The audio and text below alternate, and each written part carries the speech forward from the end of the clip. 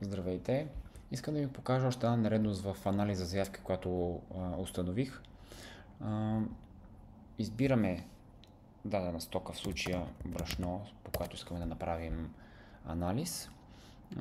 Избираме склад производство, тъй като там ни се водят всички суровини и наблюдаваме, че липсва общо изразходвани в колоната, при положение, че имаме включени производствени количества към анализа.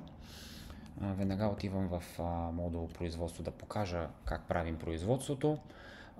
В горния ред избираме склада, който искаме да произведем стоката, в случая баница.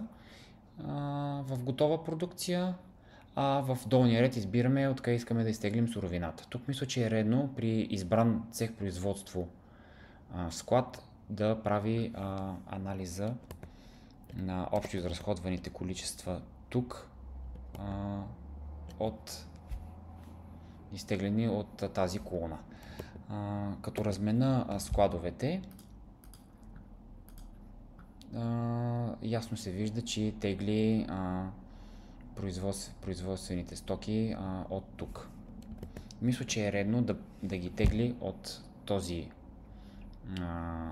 този модул, а не от горния. Ако може да завъртите местата при производството да се дърпат отдолу, а не отгоре. Мисля, че така е по-редно.